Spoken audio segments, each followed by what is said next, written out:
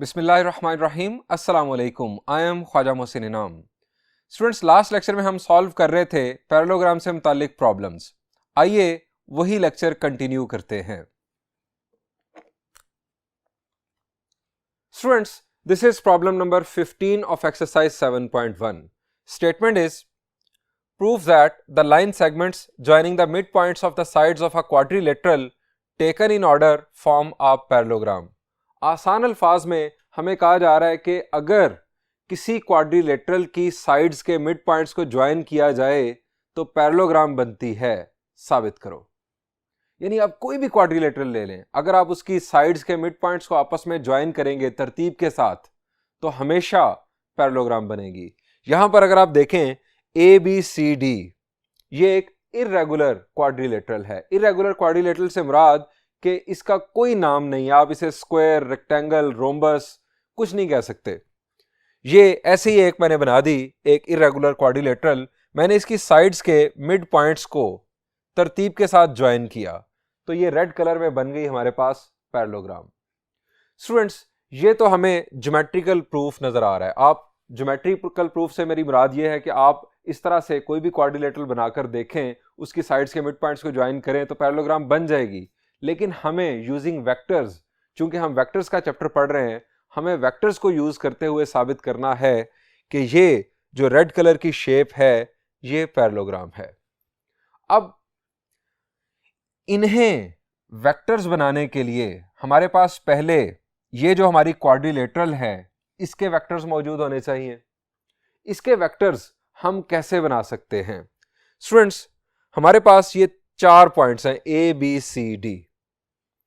अगर हम इन 4 पॉइंट्स के पोजीशन वेक्टर्स बना लें, यानी A का पोजीशन वेक्टर OA, B का पोजीशन वेक्टर OB, इसी तरह से C का OC और D का OD, अगर हम लेट कर लें इनफैक्ट, तो उसके बाद हम इन मिड पॉइंट्स के पोजीशन वेक्टर्स बना सकते हैं। किस तरह से? आपको याद हो, हमने रेशो फार्मूला या सेक्शन फार्मूला में डिस्कस किया था कि अगर हमें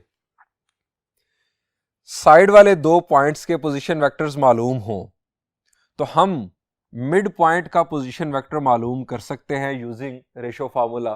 फर्ज करें कि हम ये जो वर्टेक्स A है इसके पोजीशन वेक्टर को स्मॉल a कह दें और जो वर्टेक्स D है इसके पोजीशन वेक्टर को स्मॉल d कह दें। ऐसे ही मैं नाम दे रहा हूं। इन दोनों के पोजीशन वेक्टर्स ये आ गए तो ये मिड पॉइंट है, इसका पोजीशन वेक्टर क्या होगा इन दोनों के रेफरेंस से? अब A और D के रेफरेंस से इस मिड पॉइंट का पोजीशन वेक्टर क्या होगा? अब ये अगर मिड पॉइंट है तो यहां पर रेशो क्या बन रही होगी? The answer is 1:1। अब 1 मल्टीप्लाई होगा A के साथ और 1 मल्टीप्लाई होगा D के साथ। डिनोमिनेटर में सम ऑफ रेशोज आ जाएगा तो ये बन जाएगा A plus D divided by 2।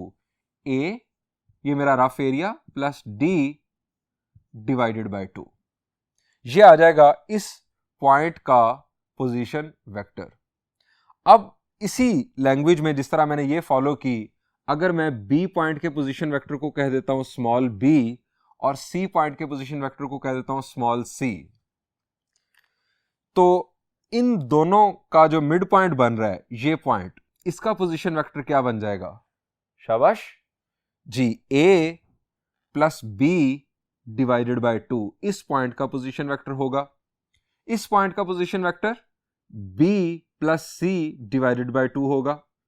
इस पॉइंट का position vector C plus D या D plus C divided by 2 होगा।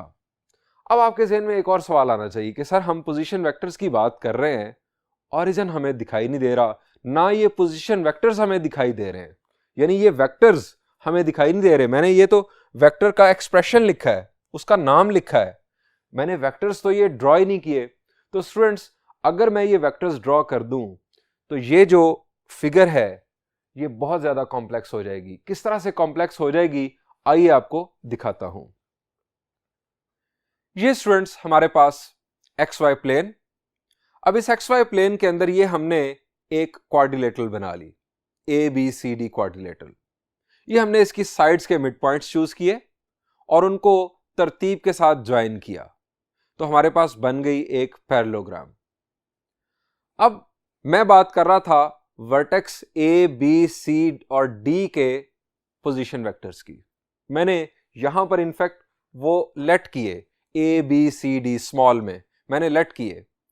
अब मैं आपको बताता हूं कि वो पोजीशन वेक्टर्स किस तरह से ड्रॉ होंगे। पोजीशन वेक्टर बुनियादी तौर पर क्या होता है, वो पोजीशन बताता है पॉइंट की विद रिस्पेक्ट टू ऑरिजिन। यानी अगर आप इन चारों वर्टिसेस को ऑरिजिन से ज्वाइन कर दें तो ये बन जाएंगे इन चारों कॉर्नर्स के पोजीशन वेक्टर्स। ये हमारे पास आ गए चारों पोजीशन वेक्टर्स। ये हैं वो पोजीशन वेक्टर्स के जिनको मैंने स्मॉल ए बी सी और डी का नाम दिया। अब स्टूडेंट्स, ये जो मिड पॉइंट्स हैं इनके पोजीशन वेक्टर्स, अब आप देखें ए और डी के रेफरेंस से, यानी वेक्टर ए और वेक्टर डी के रेफरेंस से वेक्टर जो मिड पॉइंट इनका बन रहा है उसका पोजीशन वेक्टर क्या बनेगा जी, ये बनेगा a plus D divided by 2 according to ratio formula, चूंकि मिड पॉइंट है।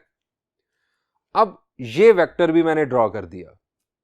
इसके बाद जो साइड BC है उसके मिड पॉइंट का पोजीशन वेक्टर भी मैंने ड्रॉ कर दिया, और देन रिमेनिंग दो साइड्स के जो मिड पॉइंट्स हैं उनके पोजीशन वेक्टर्स भी ड्रॉ कर दिए।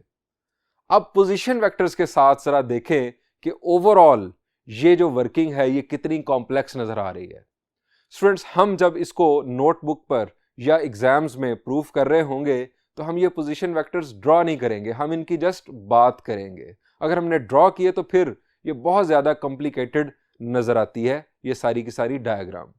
सो ये पोजीशन वेक्टर्स ड्रॉ किए बगैर हम किस तरह से इस प्रूफ को कंटिन्यू करेंगे, आइए हम अपनी डायग्राम को मुकम्मल करते हैं और देन प्रूफ स्टार्ट करते हैं। स्टूडेंट्स, हम इन मिड पॉइंट्स को नाम दे लेते हैं। हमारे चार अल्फाबेट यहां पर हमने लेट किए। अब डी के बाद आता है ई, एफ, जी और एच। अब ई चूंकि मिड पॉइंट है ए और बी का, इसका पोजीशन वेक्टर बन जाएगा a plus B divided by 2 according to ratio formula. इसकी पहले भी बात हो चुकी कि ये बन जाएगा b plus C divided by 2, ये c plus D divided by 2 इसका पोजीशन वेक्टर, और h का पोजीशन वेक्टर बन जाएगा a plus D divided by 2। ये पोजीशन वेक्टर्स लिखने के बाद अब हम प्लान बनाते हैं कि हम साबित कैसे करेंगे कि ये जो e f g h है एंटी क्लॉकवाइज ऑर्डर में ये पैरेललोग्राम है, साबित कैसे करेंगे। पैरेललोग्राम कब होता है जी, जब अपोजिट साइड्स, अगर वेक्टर लैंग्वेज में हम बात करें, अगर हम अपोजिट साइड्स को इक्वल साबित कर दें, अपोजिट वेक्टर्स को इक्वल साबित कर दें, यानी वेक्टर ई एफ को अगर मैं डायरेक्शन दे दूं इस तरह से, वेक्टर ई एफ को मैं वेक्टर एच जी के इक्वल साबित कर दूं, और इसी तरह से वेक्टर एफ जी को मैं वेक्टर ई एच के इक्वल साबित कर दूं, तो ये इक्वल साबित करने से मैं ये साबित करने में कामयाब हो जाऊंगा कि ई एफ जी एच ये एक पैरेललोग्राम बन रही है। अब वेक्टर ई एफ कैसे आएगा, vector E F G, vector E F आएगा ओ एफ माइनस ओ ई से। अब ओ एफ मैं पहले मालूम कर चुका हूं मिड पॉइंट से, ओ एफ यानी एफ का पोजीशन वेक्टर वो हमारे पास होगा B plus C divided by 2, और ओ ई हमारे पास होगा A plus B divided by 2।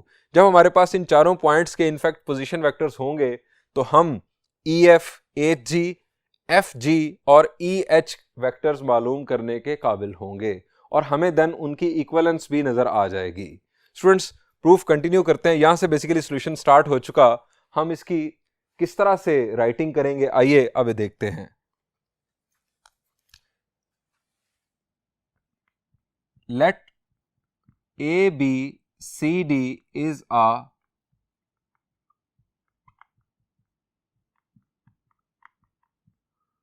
quadrilateral. ABCD हमारे पास quadrilateral. Further let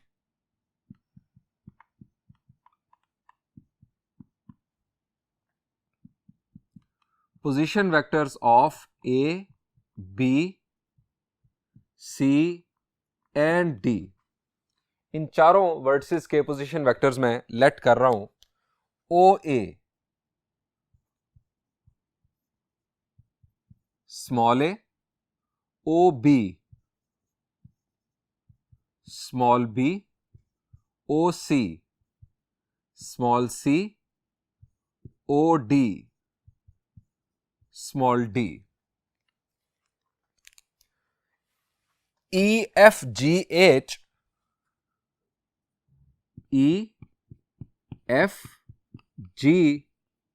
and H are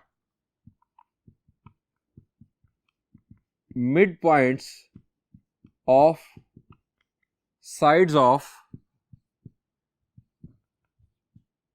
quadrilateral.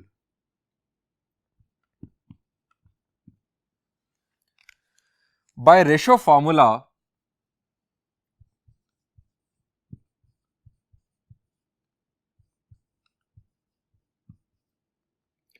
position vectors of E, F, G and H are.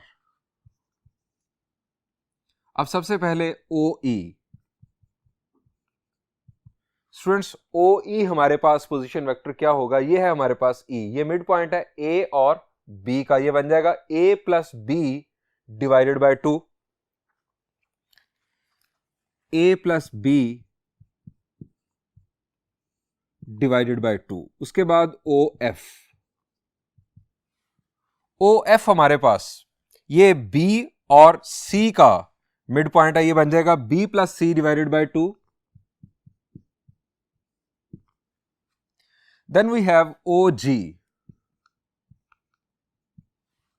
G हमारे पास mid point है C और D का. C plus D divided by 2 इसका position vector होगा. और then OH. ये वेक्टर्स हमने draw नहीं किए, इनमें से कोई पोजीशन वेक्टर हमने ड्रॉ नहीं किया, मैंने आपको उसकी रीजन पहले बता दी. ये हमारे पास मिड पॉइंट है A और D का, ये बन जाएगा A plus D divided by 2.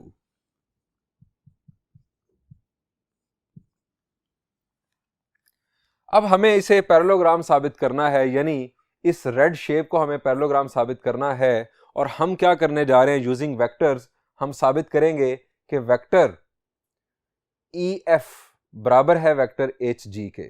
Vector EF मालूम करने के लिए हम OF माइनस OE करेंगे और वेक्टर HG मालूम करने के लिए हम वेक्टर OG माइनस OH करेंगे. इसी तरह हम वेक्टर FG को बराबर साबित करेंगे वेक्टर EH के. तो हम पहले स्टार्ट लेते हैं वेक्टर EF से. हम यह लिखेंगे to prove EFGH a parallelogram.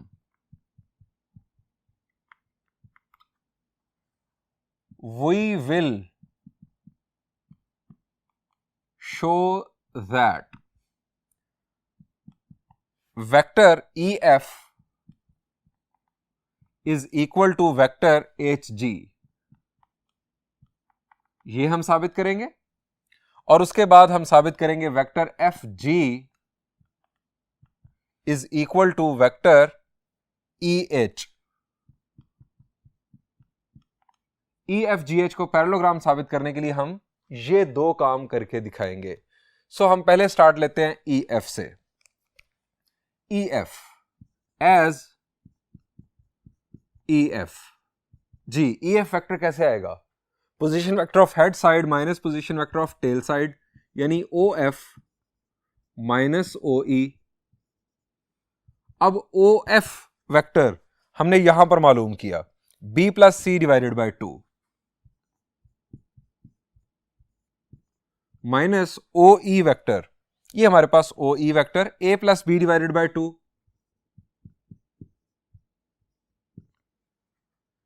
EF vector जी क्या बन जाएगा? जी दोनों का डिनोमिनेटर 2, सो एलसीएम तो हमारे पास आ जाएगा 2. अब B प्लस C माइनस की वजह से A माइनस B बन जाएगा. ये B माइनस B से कैंसिल होगा, ये आ जाएगा C माइनस A. समझ गया? इसको नाम दे दें 1 का. अब EF के अगेंस्ट हमें HG मालूम करना है. HG वेक्टर होगा O G minus O H, O G minus O H. अब ओ जी मालूम करने के लिए C plus D divided by 2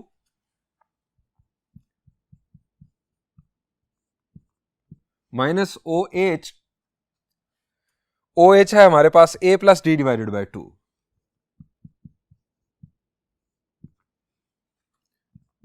H G. Again 2 हमारा एलसीएम, ऊपर C plus D minus A minus D, D और D cancel होगा, C minus A, ये हमारे पास आ गया एच जी वेक्टर। ईएफ को एच जी के इक्वल आना चाहिए था। आप जरा देखें ईएफ और देखें एच जी, क्या ये दोनों वेक्टर्स इक्वल हैं? एग्जैक्टली सेम हैं, यानी हमारा पहला काम हो गया। अब हम बढ़ते हैं दूसरे पेयर की जानिब, यानी एफ जी और ई एच की जानिब। एफ जी के लिए होगा O G minus O F और ई एच के लिए होगा ओ एच माइनस ओ ई। चारों वेक्टर्स हमारे पास यहां मौजूद। एज एफ जी के लिए O G minus O F, F G. अब ओ जी हमारे पास वेक्टर था C plus D divided by 2, minus O F vector था B plus C divided by 2। F G हमारे पास वेक्टर आ गया C plus D minus B minus C, ये सी और सी कैंसल, ये आ जाएगा डी माइनस बी, ये हमारे पास आ गया थर्ड वेक्टर। अब एफ जी के साथ हमें मालूम करना है ई एच। ई एच का breakup O H minus O E. अब ओ एच हमारे पास वेक्टर था A plus D divided by 2, minus O E हमारे पास वेक्टर था A plus B divided by 2।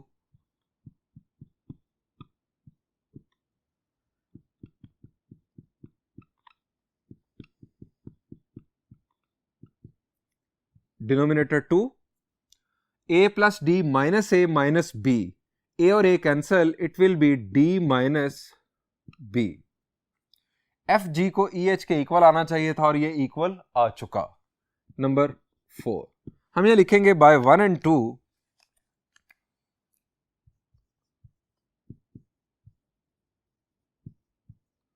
we have EF vector is equal to HG by 3 and 4 we have FG vector is equal to EH। Opposite vectors आ गए equal. अगर opposite vectors equal हों किसी quadrilateral में तो हम उसे पैरेललोग्राम का नाम देते हैं। Hence EF GH is a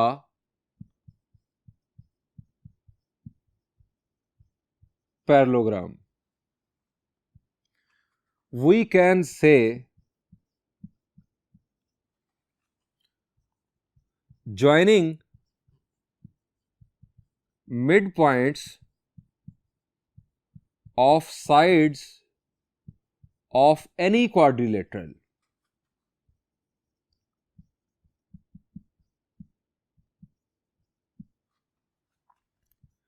taken in order form a parallelogram।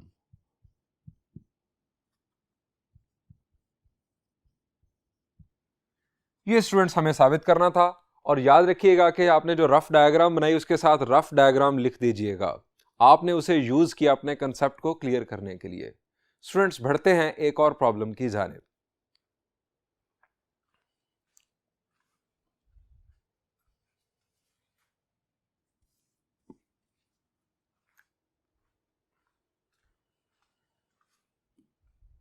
Students, this is problem number 14. Statement is, prove that the line segment joining the midpoints of two sides of a triangle is parallel to the third side and half as long. समझने के लिए जरा देखिए, ये कोई भी triangle, यानी आप कोई भी ट्राइंगल कंसिडर कर लें, हमने साइड्स के कोई सी दो साइड्स के मिड पॉइंट्स को ज्वाइन करना है. ये हमने दो साइड्स के मिड पॉइंट्स को आपस में ज्वाइन कर दिया. ये जो लाइन सेगमेंट बना, हमें इसके बारे में साबित करना है कि ये थर्ड साइड के पैरेलल होगा और लेंथ में उससे हाफ होगा. स्टूडेंट्स, ये हमेशा होगा. आप ज्योमेट्री के अकॉर्डिंग कोई भी ट्राइंगल ड्रॉ करें, कोई सी दो साइड्स के मिड पॉइंट्स को आप ज्वाइन करें, फिर स्केल की मदद से आप मेजर करके देख लें, आपको जो लाइन सेगमेंट होगा वो थर्ड साइड के हाफ एज लॉन्ग नजर आएगा और पैरेलल आपको विजुअली नजर आ जाएगा. वैसे आप उसका एंगल भी चेक कर सकते हैं, लेकिन आपको विजुअली वाज़े तौर पर वो पैरेलल नजर आएगा. स्टूडेंट्स, ये बात किसी भी ट्राइंगल के लिए ट्रू है. हमें यहां पर वेक्टर्स को यूज करते हुए ये बात साबित करनी है. अब वेक्टर्स को यूज करते हुए हमें साबित करनी है, तो हमारे पास ये जो ट्राइंगल है ए बी सी, इसके जो वर्टिसेस हैं ए बी और सी, इनके पोजीशन वेक्टर्स होने चाहिए, ताकि हमारे पास A B vector, then B C vector और देन सी डी वेक्टर आ सके. वो क्यों? ताकि हम जो साइड ए बी है इसका वेक्टर मालूम कर लें ओ बी माइनस ओ ए की मदद से, और देन जो हमने मिड पॉइंट्स को ज्वाइन किया है, मिड पॉइंट्स को ज्वाइन करने से हमारे पास दो पॉइंट्स हमारे पास आ गए हैं डी और ई, साइड्स के मिड पॉइंट्स. हम वेक्टर डी ई मालूम कर सके. वेक्टर डी ई हमारे पास आ जाएगा, वेक्टर ए बी हमारे पास मौजूद होगा, तो हमें इन वेक्टर्स को देखकर पता चल जाएगा कि ये पैरेलल हैं या नहीं. कैसे पता चल जाएगा? पैरेलल वेक्टर्स की खास बात क्या होती है जी? Two vectors are said to be parallel. ये हमने डेफिनेशन पढ़ी थी शुरू के लेक्चर्स में. Two vectors are said to be parallel if one is non zero scalar multiple of the other. अगर एक वेक्टर दूसरे वेक्टर का नॉन जीरो स्केलर मल्टीपल हो तो वो दो वेक्टर्स आपस में पैरेलल कंसिडर होते हैं. अगर वो स्केलर पॉजिटिव हो तो पैरेलल इन सेम डायरेक्शन होते हैं, और अगर वो स्केलर नेगेटिव हो तो पैरेलल इन अपोजिट डायरेक्शन होते हैं. दोनों सूरतों में हम मैथमेटिक्स में उन्हें पैरेलल ही कंसिडर करते हैं. स्टूडेंट्स, हमें यहां पर दो बातें साबित करनी है. एक तो पैरेलल होना दोनों वेक्टर्स का, यानी ए बी और डी ई वेक्टर का, और दूसरी बात इन डी ई जो वेक्टर होगा वो हाफ एज लॉन्ग होना चाहिए वेक्टर ए बी से. स्टूडेंट्स, ये आपने हमारा प्लान देख लिया. अब हम बढ़ते हैं इसके प्रॉपर प्रूफ की जानिब. ये स्टूडेंट्स हमारे पास ए बी सी ट्राइंगल, ये कोई भी आप ट्राइंगल ड्रॉ कर सकते हैं, और कोई सी दो साइड्स के मिड पॉइंट्स को आप ज्वाइन करके उस लाइन सेगमेंट को आप कह लें डी ई. हमें स्टूडेंट्स साबित करना है कि D E is parallel to A B and half as long, और हम इन्हें वेक्टर्स कह लेते हैं क्योंकि हमने वेक्टर्स जो है उनका कंसेप्ट यूज करना है. ये हमारे पास ए बी वेक्टर बन गया और ये हमारे पास बन गया डी ई वेक्टर. अब स्टूडेंट्स, हमें इन वर्टिसेस के पोजीशन वेक्टर्स चाहिए. अब पोजीशन वेक्टर्स होते हैं विद रिस्पेक्ट टू ऑरिजिन.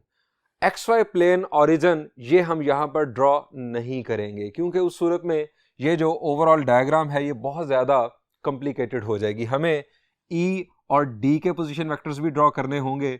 सो ये 5 पोजीशन वेक्टर्स ड्रॉ करने के बाद बड़ी खतरनाक नजर आएगी ये डायग्राम. हम उन पोजीशन वेक्टर्स का सिर्फ और सिर्फ तज़किरा करेंगे. यहां पर हम स्टार्ट करते हैं इसका सॉल्यूशन. हम यहां लिखेंगे refer to rough diagram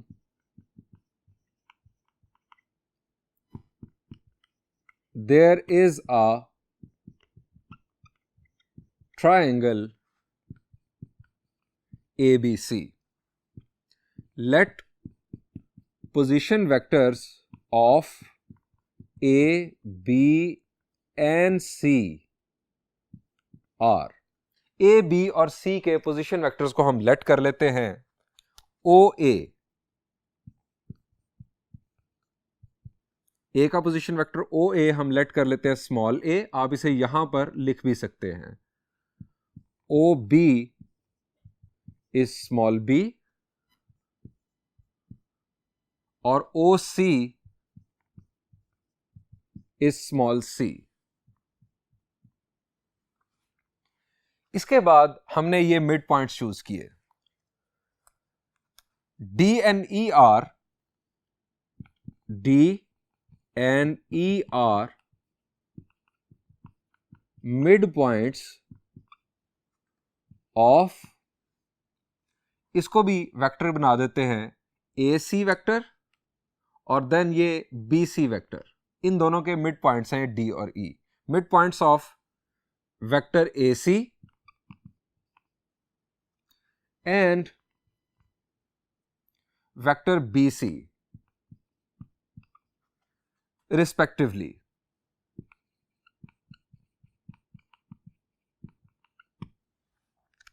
By ratio formula,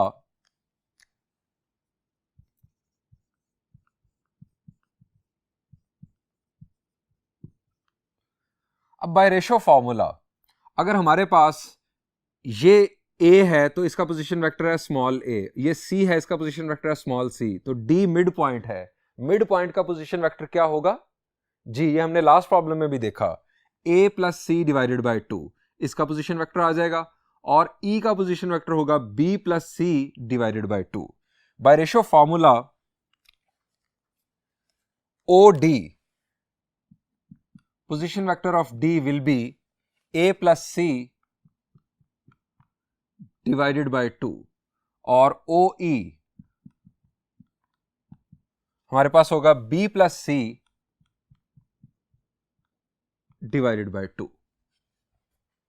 अब स्टूडेंट्स हमें इनफैक्ट साबित करना है कि ये ए बी जो है वेक्टर वो डी ई के पैरेलल है और D E half as long है, या ए बी डबल है लेंथ में डी ई से।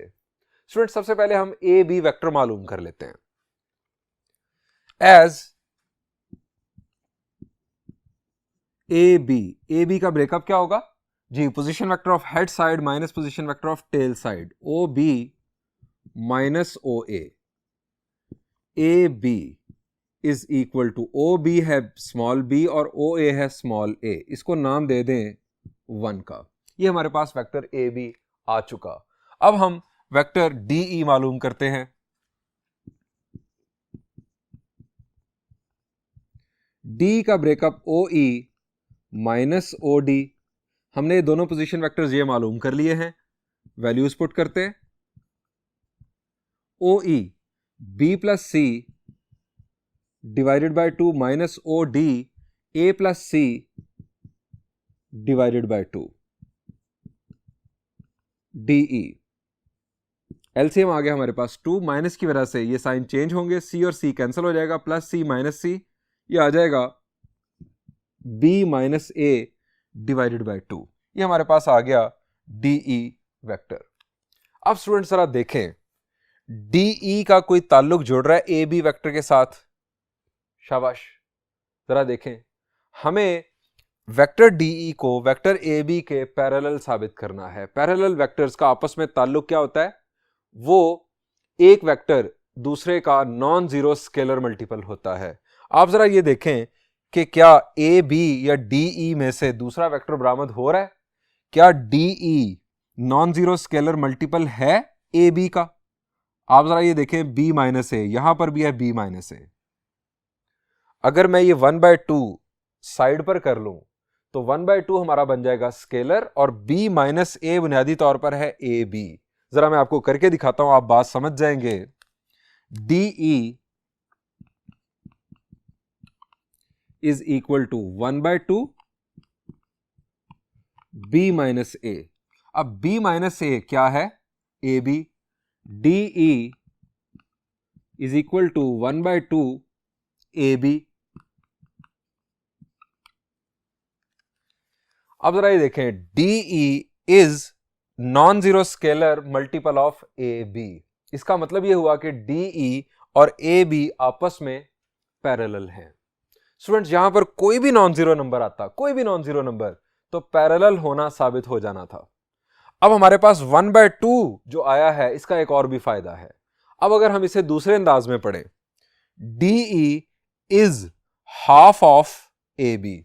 ऑफ मैथमेटिक्स में हम मल्टीप्लीकेशन को कहते हैं। D E is half of AB. DE vector AB का हाफ है, हमें यह भी साबित करना था, यानी एक एक्सप्रेशन दो काम कर रहा है, 2 in 1 काम हो गया हमारा। अब हम इसे एक्सप्लेन कर देंगे। हम लिखेंगे as DE is non-zero scalar multiple of AB. So DE is parallel to AB. DE parallel साबित हो गया AB के। एक बात further, scalar is 1/2, so DE is half of AB. अगर DE वेक्टर AB वेक्टर का हाफ है तो हाफ एज लॉन्ग साबित हो गया। स्टूडेंट्स, यहां पर इस प्रॉब्लम का सॉल्यूशन एंड हुआ। अब रहती है एक एग्जांपल, वो पैरेललोग्राम से रेलेवेंट है, वो आपके साथ डिस्कस करता हूं।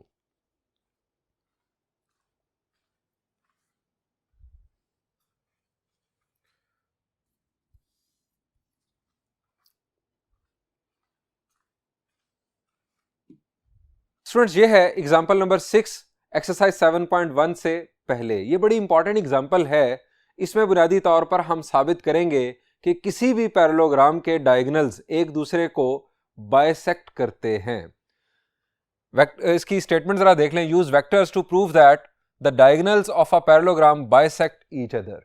स्टूडेंट्स, अगर आप ज्योमेट्री में यानी ज्योमेट्री यूज करते हुए किसी भी टाइप की पैरेललोग्राम बनाएं, चाहे आप रेक्टेंगल बनाएं, चाहे स्क्वायर, चाहे रोम्बस, या जिसे आप पैरेललोग्राम समझते रहे हैं, आप वो पैरेललोग्राम बना लें और उसके देन डायगोनल्स ड्रॉ कर लें, तो आप स्केल की मदद से मेजर करके देखेंगे कि वो डायगोनल्स एक दूसरे को बाइसेक्ट कर रहे होंगे, यानी एक दूसरे के मिड पॉइंट से गुजर रहे होंगे। दोनों का इनफैक्ट मिड पॉइंट एक ही जगह पर वाक़या होगा।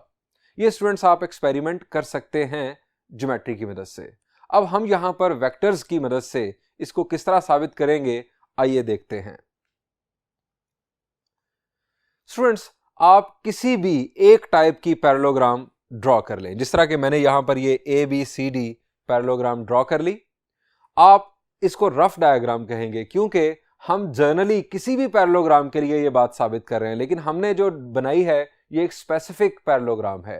ये रेक्टेंगल नहीं है, ये स्क्वायर नहीं है, ये रोम्बस नहीं है, ये एक स्पेसिफिक पैरेललोग्राम है। हम जनरली इसे साबित करने जा रहे हैं, जबकि हमने स्पेसिफिक बना ली है। सो आप इसे रफ डायग्राम कह ले, ताकि ये मैसेज ना जाए कि हम सिर्फ इसी खास के लिए इसको प्रूव कर रहे हैं। Refer to rough diagram.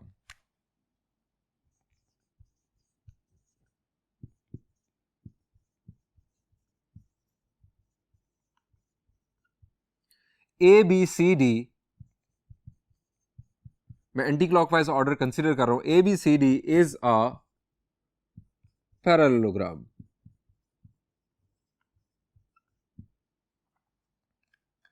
अब ये जो A, B, C और D वर्टिसेस हैं, इनके पोजीशन वेक्टर्स लेट कर लेते हैं। अगेन वही बात, ये पोजीशन वेक्टर्स हमने ड्रॉ नहीं करने नहीं किए, लेकिन हम इनका तज़किरा करेंगे क्योंकि हमें ये रिक्वायर्ड होंगे इस प्रूफ के अंदर। Position vectors of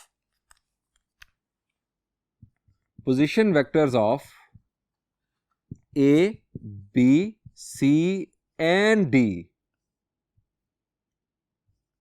are OA हम लेट कर रहे हैं small a, OB small b, OC small c और OD स्मॉल d। आप ये पोजीशन वेक्टर्स यहां पर भी लिख दें।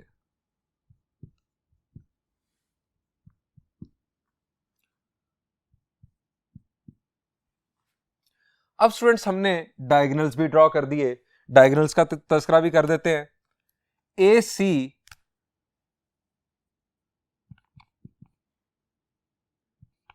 इसको मैं वेक्टर कह रहा हूं, AC एंड BD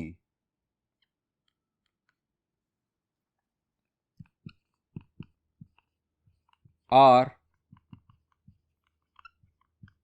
डायगोनल्स। अब हम position vector of mid point of AC और position vector of mid point of BD की बात करेंगे। स्टूडेंट्स, A और C के मिड पॉइंट का पोजीशन वेक्टर क्या होगा? जी, A का पोजीशन वेक्टर है स्मॉल a और C का पोजीशन वेक्टर है स्मॉल c, तो इन दोनों के मिड पॉइंट्स का पोजीशन वेक्टर क्या होगा?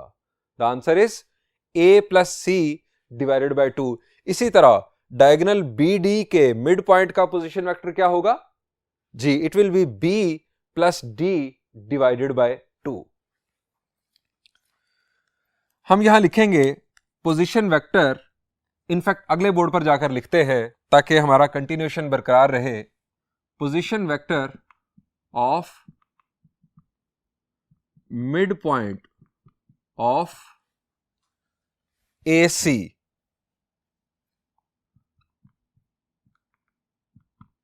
ये हमारे पास आ गया A plus C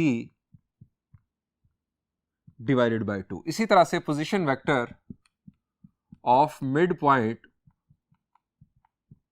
of BD, ये हमारे पास आ गया B plus D divided by 2। ये स्टूडेंट्स हमारे पास दोनों डायगोनल्स के मिड पॉइंट्स के पोजीशन वेक्टर्स आ चुके हैं। अब हमें बुनियादी तौर पर यहां साबित क्या करना है? हमें साबित करना है कि ये जो डायगोनल्स हैं ये एक दूसरे को बाइसेक्ट कर रहे हैं। अब ये हम कैसे साबित कर सकते हैं? हमारे पास डायगोनल्स के मिड पॉइंट्स के पोजीशन वेक्टर्स मौजूद हैं। हमें साबित करना है कि डायगोनल्स एक दूसरे को बाइसेक्ट कर रहे हैं। स्टूडेंट्स, अगर हम इन दोनों पोजीशन वेक्टर्स को इक्वल साबित कर दें तो क्या ये साबित नहीं हो जाएगा? जरा सोचे, अगर हम इन दोनों पोजीशन वेक्टर्स को इक्वल साबित कर दें तो क्या है, ये दोनों जो पोजीशन वेक्टर्स हैं ये बुनियादी तौर पर मिड पॉइंट्स के पोजीशन वेक्टर्स हैं। अगर ये दोनों पोजीशन वेक्टर्स हमने आपस में इक्वल साबित कर दिए तो इसका मतलब है कि वो जो मिड पॉइंट्स हैं वो एक ही जगह पर वाक़या हैं, और अगर वो मिड पॉइंट्स एक ही जगह पर वाक़या हैं तो इसका मतलब है कि ये दोनों डायगोनल्स एक दूसरे को बाइसेक्ट कर रहे हैं। क्योंकि दोनों के मिड पॉइंट्स अब एक ही जगह पर होंगे तो बाइसेक्शन साबित हो जाएगी। तो स्टूडेंट्स, हम यही करने जा रहे हैं। हम इन दोनों मिड पॉइंट्स के पोजीशन वेक्टर्स को आपस में बराबर साबित करेंगे। अब ये बराबरी साबित करने के लिए हम पैरेललोग्राम को दोबारा देखते हैं। हमारी पैरेललोग्राम है ABCD। अब अगर ये पैरेललोग्राम है और हम चूंकि इसको कंसिडर कर रहे हैं कि ये पैरेललोग्राम है, तो इसमें कौन कौन से वेक्टर्स आपस में इक्वल कंसिडर होंगे? शाबाश जी, वेक्टर AB, इसको मैं डायरेक्शन दे लेता हूं। वेक्टर AB इक्वल होगा वेक्टर DC के, और दूसरी तरफ वेक्टर BC इक्वल होगा वेक्टर AD के। हम किसी एक बात को बेस बना लेते हैं। हम वेक्टर AB को वेक्टर DC के इक्वल कंसिडर करके बात आगे बढ़ाते हैं और इन दोनों को आपस में इक्वल साबित करने की कोशिश करते हैं। हम यह लिखेंगे एज या since ABCD is a parallelogram, so vector AB is equal to vector DC।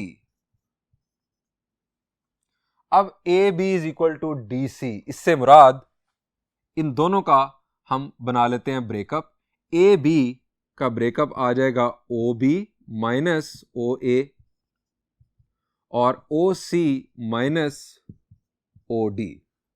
अब OB हमारे पास है स्मॉल b और ये है स्मॉल a, ये है स्मॉल c, ये है स्मॉल d। हमें साबित करना है कि a plus C divided by 2 equal है b plus D divided by 2 के। आप जरा देखें कि ये है b, इसके साथ ये माइनस डी राइट पर है तो इधर आके प्लस हो जाएगा, और ये माइनस ए है इधर, उधर जाके ऐड हो जाएगा, यानी इस तरफ हमें मिल जाएगा b प्लस डी और दूसरी तरफ हमें मिल जाएगा a प्लस सी। हम ये अलजेब्रिक मैनिपुलेशन कर सकते हैं। हमें लेफ्ट साइड पर मिल गया b प्लस डी और इधर मिल गया हमें a प्लस सी। जी, इन दोनों को इक्वल साबित करना था। अब ये 2 मिसिंग है, 2 हम ला सकते हैं। हम दोनों साइड्स को 2 से डिवाइड कर देते हैं। डिवाइडिंग बोथ साइड्स बाय 2, ये आ गया b plus D divided by 2 और ये आ गया a plus C divided by 2। अब स्टूडेंट्स, ये बुनियादी तौर पर क्या है, ये है position vector of mid point of B D और ये है position vector of mid point of A C. दोनों के जो पोजीशन वेक्टर्स हैं मिड पॉइंट्स के वो इक्वल साबित हो गए। इसका मतलब है कि दोनों की पोजीशन, दोनों मिड पॉइंट्स की पोजीशन सेम है।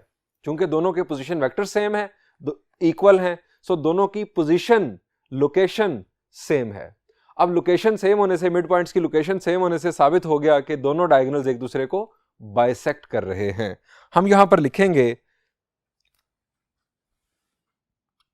As position vectors of mid points of